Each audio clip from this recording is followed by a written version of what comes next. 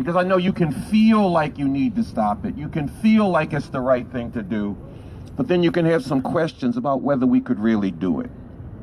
And see, let's look at the situation. There are millions and tens of millions of people who, almost as much as all of you here, feel that this is going to be very bad. Very, very bad.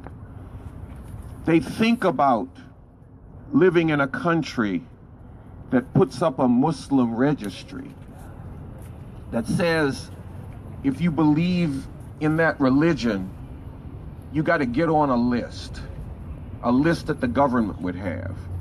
And they think about Nazi Germany and Jewish people having to wear Stars of David. They hear about the president-elect talking about immigrants, especially Latino immigrants, Mexicans, and they're like, this ain't gonna be good. They especially feel that way if they're Mexican or Latino.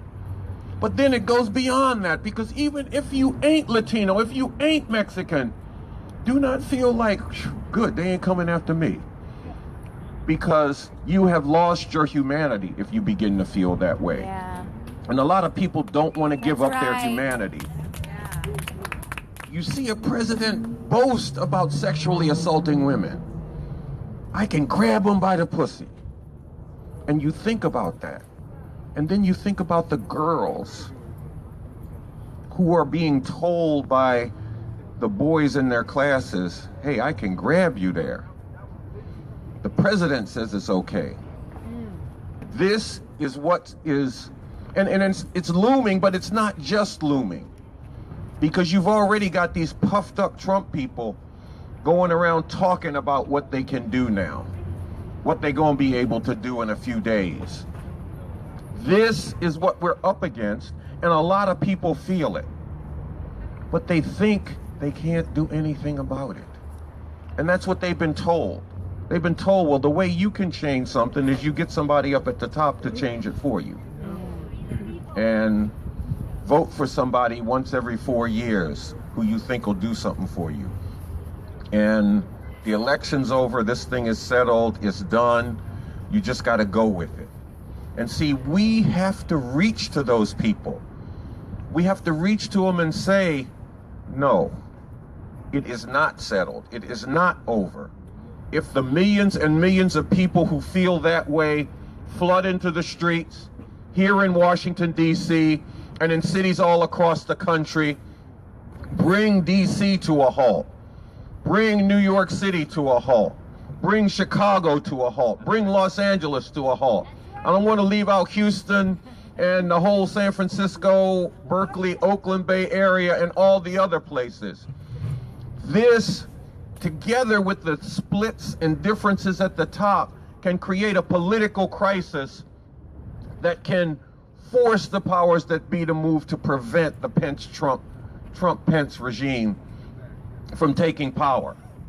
This is what we're working on, and it is not settled. It is not written. That's right. We are late in the game, but look, you know, I'm into basketball. I'm gonna let y'all know that. I'm into it. And I play it every now and then.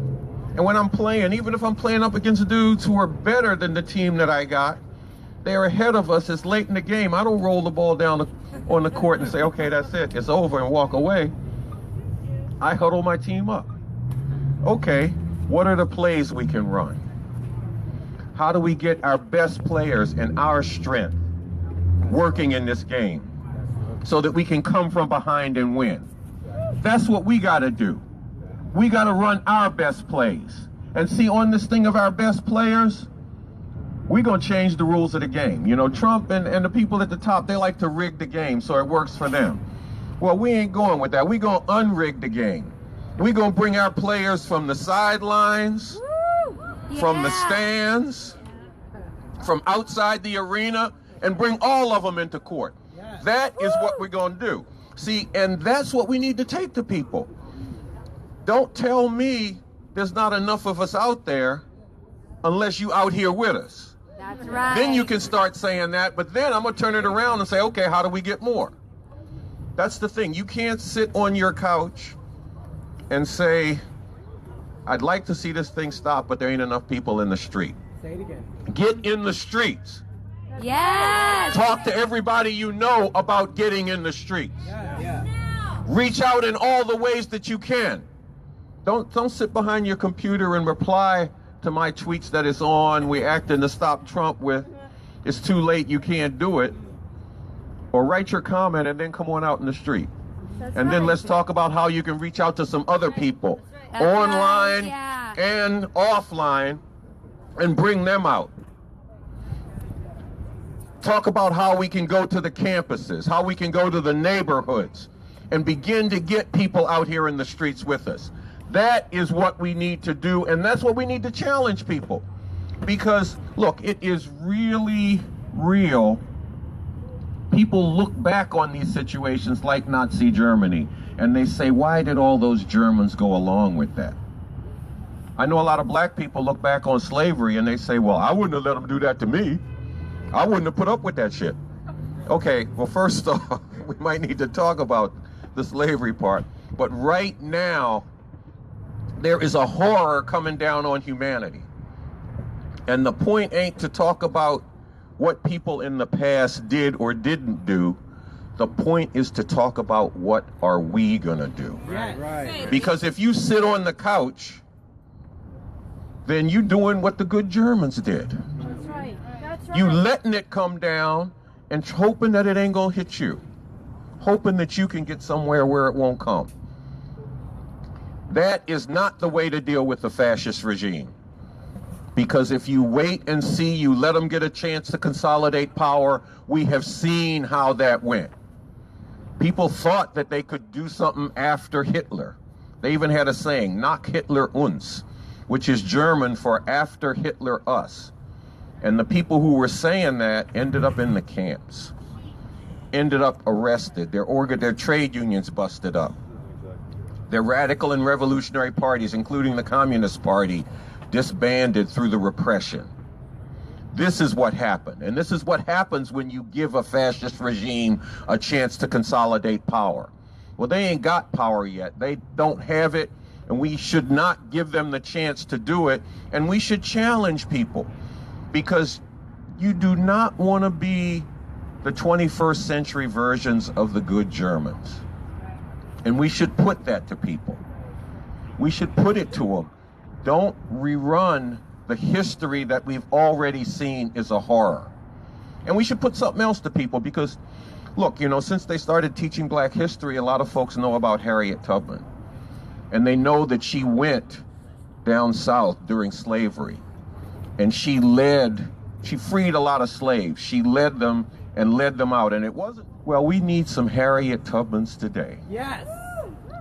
You know, we need some Harriet Tubmans today. That's the question. Are you going to be like Harriet Tubman and stand up and fight against this? Or are you going to be like the good Germans and sit back and let it happen? And see, that's the question that all kinds of folks are up against.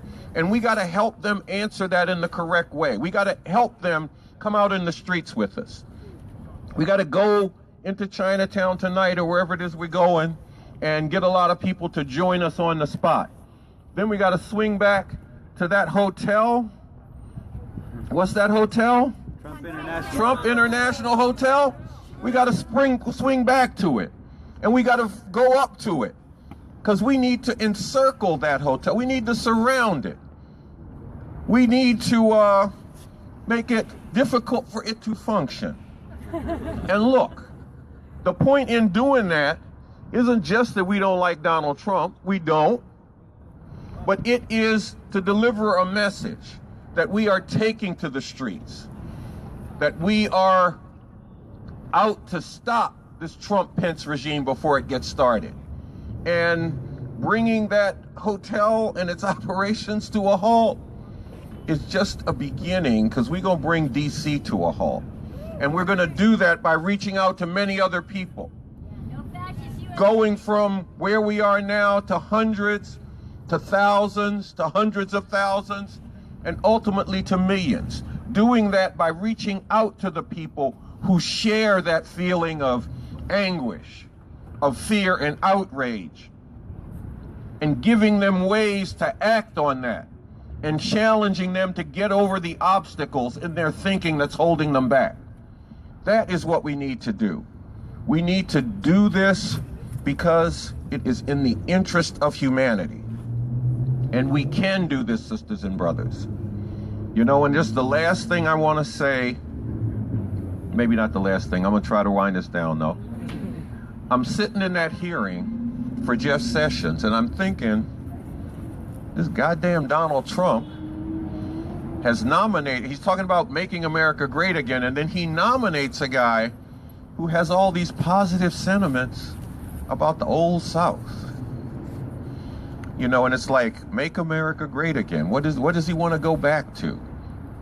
And then you have all of these senators talking about what a nice guy Jeff Sessions is. Yeah. And the most difficult thing for me in that hearing, because I had decided I was not going to give my expert testimony until Sessions started talking. But it was very difficult to hold off that long because there was a lot of bullshit being run down that needed to be spoken to. But I was able to hold off and didn't begin my expert testimony until Sessions began. But this thing reflects and concentrates what this regime will mean. You know, you got this guy who likes the old South taking over the Justice Department, climate deniers taking over the Energy Department, all of this kind of stuff happening. The question that will be asked in the future is, what did people do when this was hanging on the horizon? Did they stand up? Did they flood into the streets? Did they say, no, we will not accept this, we will not allow this, and throw their all into it? And that's the question, not just before us, it's the question before millions and millions of people in society. And we have to put that question to people and challenge them to answer it in the way that humanity demands. No, we refuse to accept a fascist America. Thank you, sisters and brothers.